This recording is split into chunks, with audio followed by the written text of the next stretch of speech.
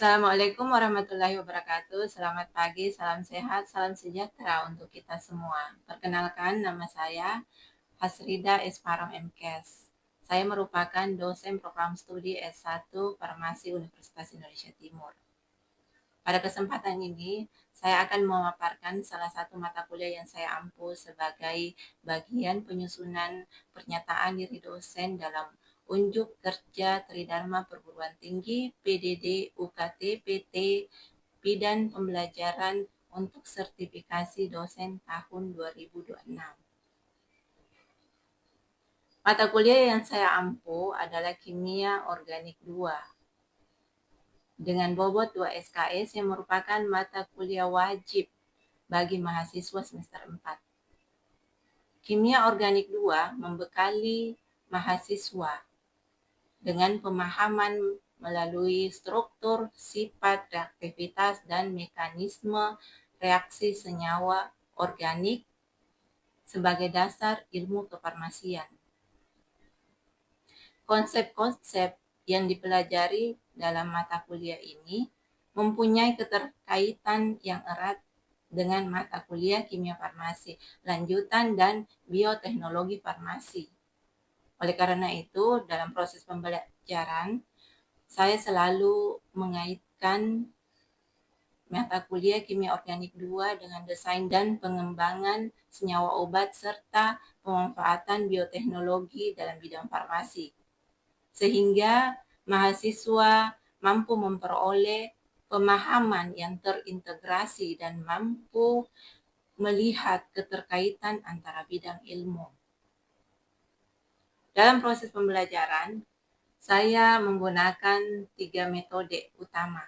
Yang pertama yaitu metode delivery, yaitu saya memberikan materi secara sistematis melalui presentasi, diskusi, dan tanya jawab dengan memanfaatkan media pembelajaran serta menggunakan referensi yang relevan.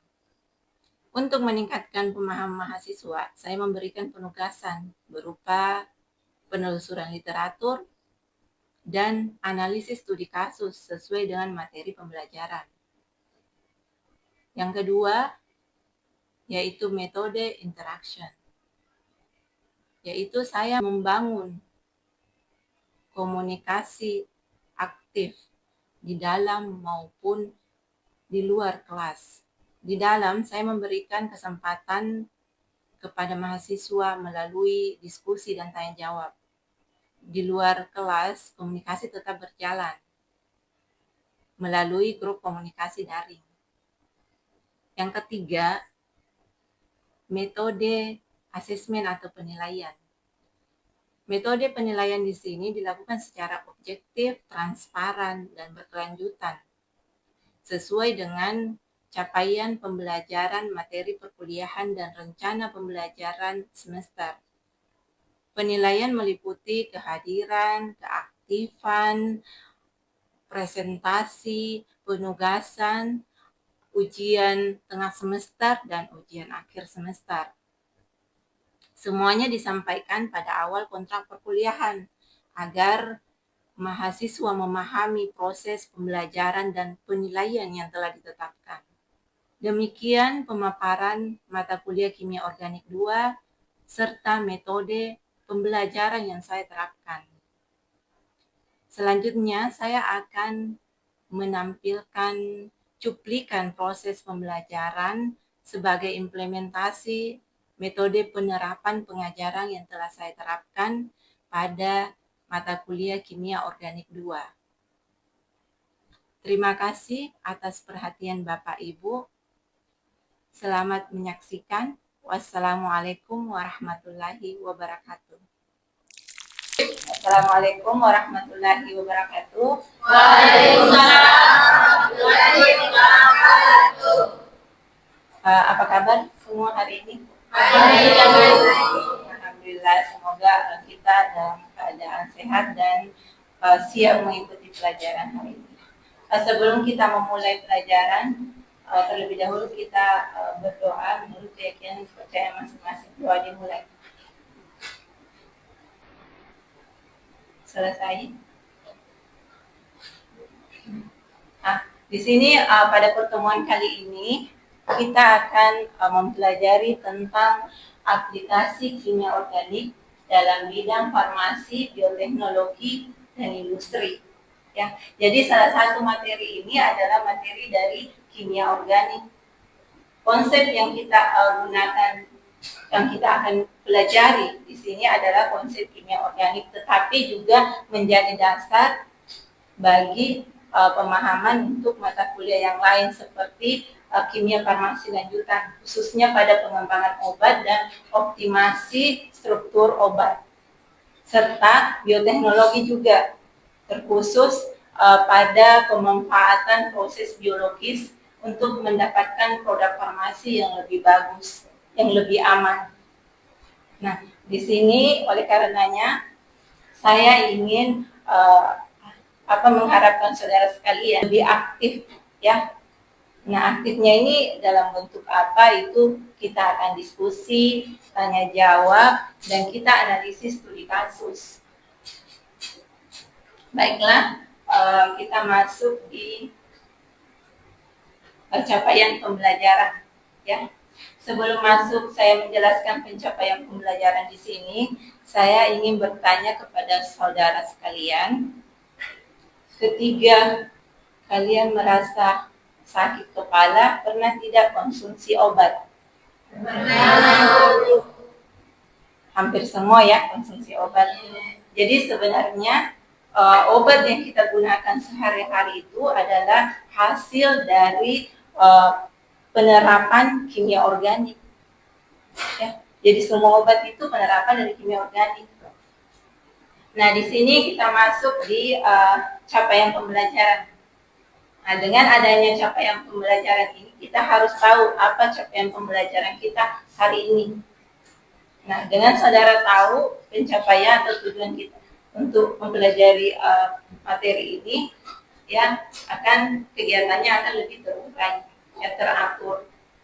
Jadi di sini pencapaian pembelajarannya, setelah mengikuti pembelajaran ini, mahasiswa mampu menjelaskan peran kimia organik dalam bidang farmasi.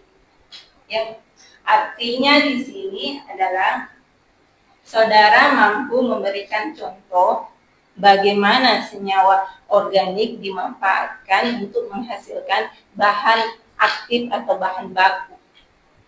Yang kedua, menjelaskan penerapan kimia organik dalam bidang bioteknologi farmasi. Bioteknologi farmasi artinya di sini kita mampu mengetahui bagaimana peran kimia organik dalam produksi vaksin, ya, insulin rekombinan atau bioteknologi lainnya. Yang ketiga, mengidentifikasi pemanfaatan senyawa organik pada industri.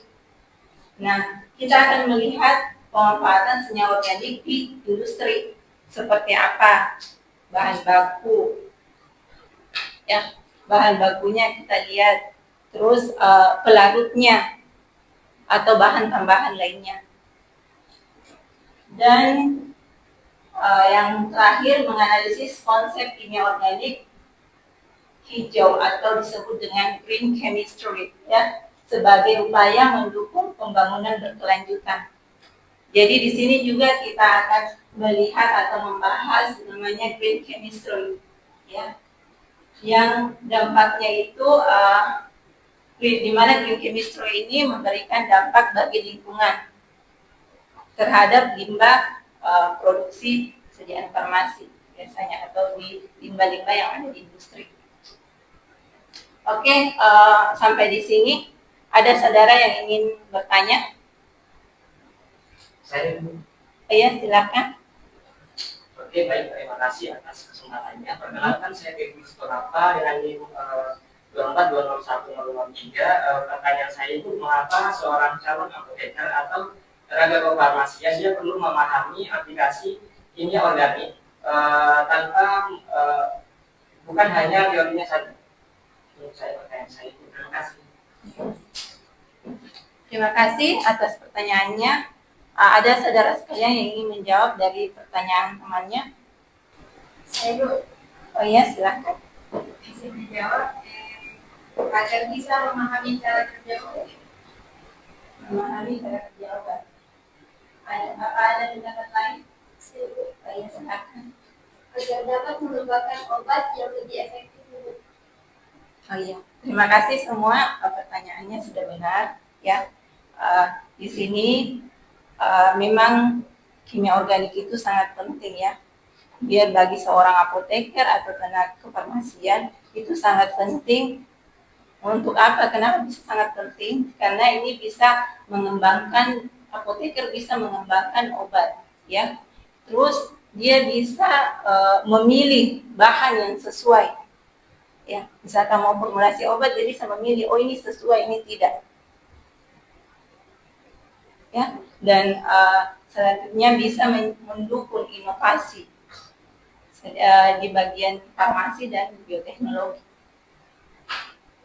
Terima kasih ya semuanya. Kita lanjut slide selanjutnya.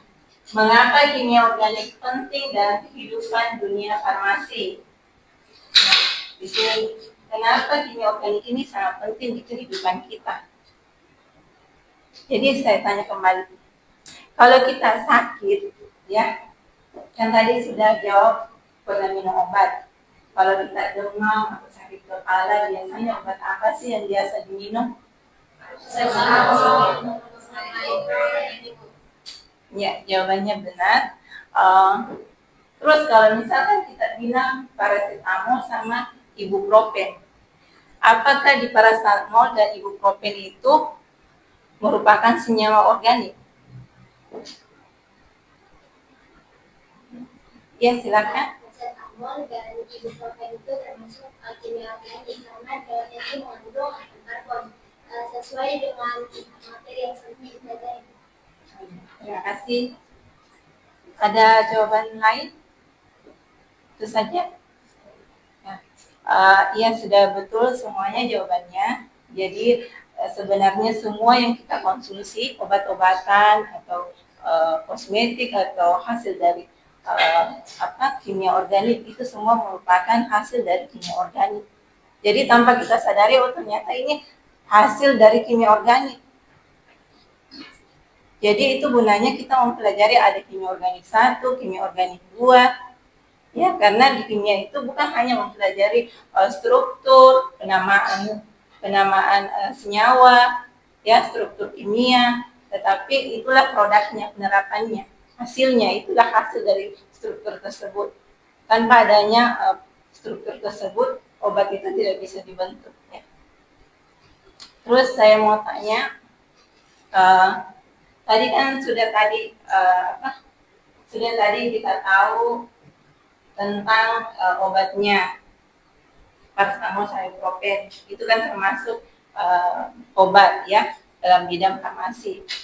Nah di sini senyawa organik itu apakah ada digunakan di bidang lain selain bidang farmasi?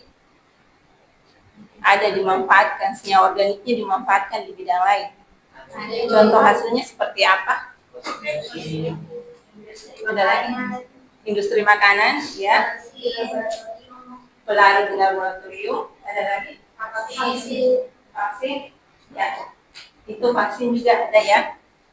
Jadi di sini selain dari bidang farmasi, di bioteknologi juga ada. Ya, untuk hasil bioteknologi itu vaksin. Nah, itulah semua ini tidak bisa berlanjut kalau dasar-dasar farmasi kimia organik ini tidak ditahu, ya, tidak kita ketahui dasarnya bagaimana. Jadi pentingnya pembelajaran kimia organik. Terus kita lanjut, aplikasi kimia organik dalam farmasi. Nah, di sini aplikasinya kita lihat peran kimia organik meliputi penemuan obat baru, ya. Jadi tahap awalnya itu ada pencaharian senyawa. Kalau sudah ditahu senyawanya ada, bahwasanya senyawa ini dia bisa menghasilkan obat ini, ya. Nah pertanyaan saya di sini, kenapa kalau sudah ada senyawa ini diketahui, kenapa tidak langsung saja diberikan senyawa tersebut ke pasien, dan dikonsumsi ke pasien? Ya silakan.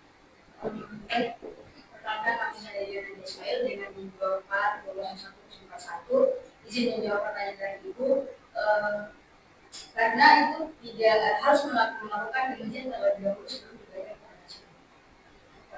Harus ada notifikasi. Apa ada pendapat lain? Saya Ya silakan. harus cek kemana dan juga isinya. Terima kasih. Di sini jawaban saudara sudah benar ya.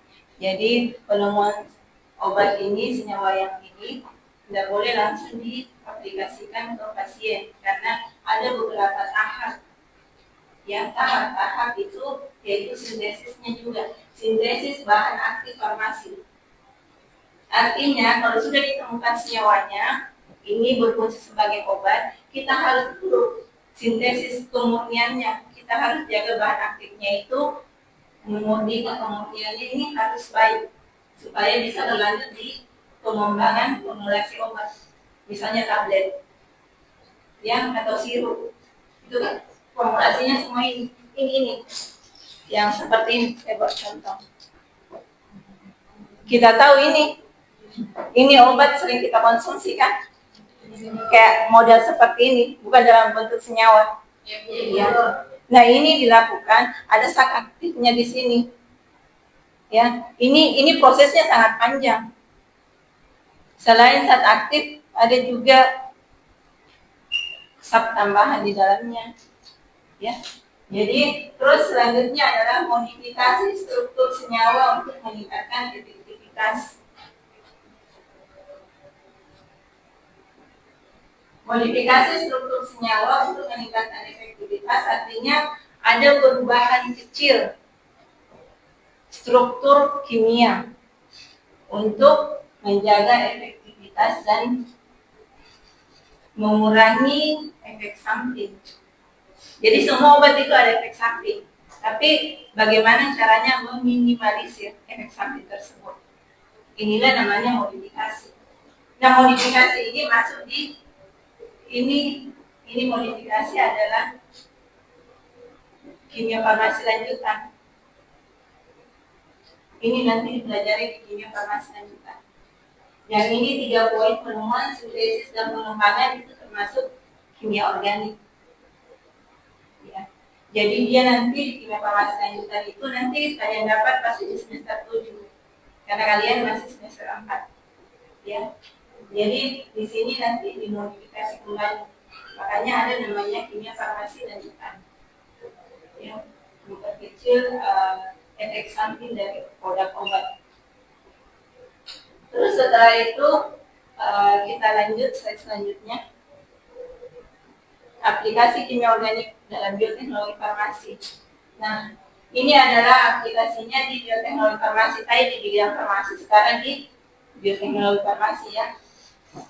Di sini ada antibiotik, ada gambarnya saya lampirkan. Gambar yang satu dia vial, itu biasanya banyak vaksinnya dalam bentuk vial biasa. Terus yang satu itu adalah insulin. Jadi insulin itu sebenarnya dibuat itu hasil dari DNA rekombinan. Dulunya itu diambil insulin itu dari pankreas hewan. Ya, bukan rekayasa DNA rekombinan, tapi dulu itu kebanyakan diambil di pankreas hewan kayak babi, sapi. Ya, tapi ada keterangannya ini babi. Ya. Jadi karena biasanya kalau ada semuanya orang bisa digunakan. Terus kita lanjut kembali. Nah, aplikasi senyawa organik dalam industri. Nah, ini tadi yang saya maksud. Pemanfaatan senyawa organik dalam industri, bahan aktif, bahan tambahan, pelarutnya apa? Bahan baku industri. Contohnya plastik, medis, kosmetik, ya, itu semua hasil dari industri. Nah, ini yang tadi saya maksud. Ini tidak akan terbentuk kalau tidak ada pengikatnya. Ada apa biasa pati, laktosa. ya. Jadi di sini kalau pelarit itu etanol. Etanol itu banyak digunakan di industri karena selain dia bisa melarutkan banyak senyawa, kalau etanol dia juga bisa berfungsi sebagai antiseptik dalam konsentrasi tertentu. Oke, kita lanjut. Nah, ini yang tadi green chemistry atau pendekatan yang bertujuan ya mengurangi penggunaan bahan berbahaya serta meminimalkan limbah dalam proses kimia. Jadi prinsipnya di sini dia mengurangi penggunaan bahan kimia berbahaya, terus mengurangi limbah produksi, menggunakan proses yang lebih efisien, mendukung industri farmasi yang berkelanjutan. Dari manfaat ini, green chemistry ini, industri farmasi sebenarnya lebih memperhatikan ini, tapi semua industri dia menggunakan prinsip ini karena selain dia bisa menekan biaya prosesnya dalam biaya pengolahan limbahnya, dia bisa juga tanpa mengurangi mutu produknya. Jadi dia ganti bahan yang memang mempunyai resiko rendah terhadap limbah. Jadi limbahnya itu diminimalisirkan, tapi tanpa mengurangi kualitas produknya.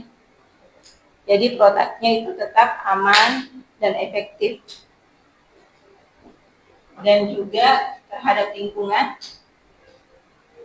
dapat melestarikan lingkungan juga, tidak merusak lingkungan. Sekarang kita masuk di studi kasus dan diskusi. Ya, di sini ada studi kasus, tapi sebelum saya jelaskan, saya kasih absen dulu. Silakan diisi absen berjalannya. Nah, di sini studi kasusnya, sebuah industri farmasi masih menggunakan pelarut organik yang menghasilkan limbah yang cukup tinggi dalam proses produksi obat. Nah, perusahaan ini ingin mengurangi dampak lingkungan tanpa menurunkan mutu, keamanan, dan efektivitas obat. Nah, di sini saudara diskusikan ada 3 pertanyaan. Yang pertama itu apa masalah utama pada kasus tersebut, ya. Dan yang kedua, bagaimana penerapan green chemistry untuk mengatasi masalah tersebut. Dan yang ketiga, apa manfaat yang diperoleh industri dan masyarakat. Silakan didiskusikan 15 menit, saya kasih waktu. Nanti kita diskusi teman di samping Pak. Ya, silakan.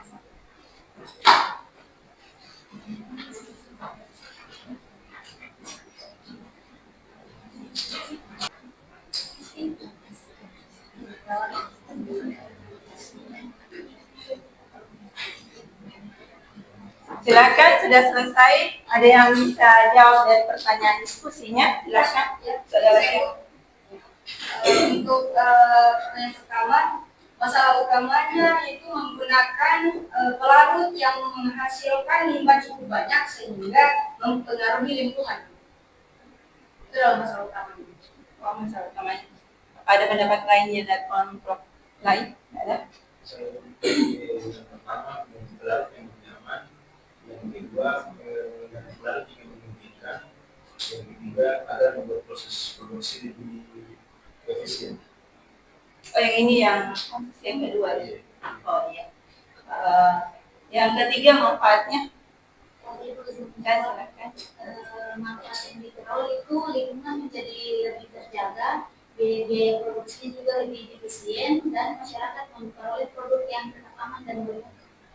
Oh, ini manfaat yang diperoleh dari industri dan masyarakat. Terima kasih semua jawaban dari saudari. Dan di sini memang ada jawaban yang mutlak, tapi di sini ya sudah betul tadi mengurangi limbah, ya, mengganti produk yang memang punya risiko tinggi.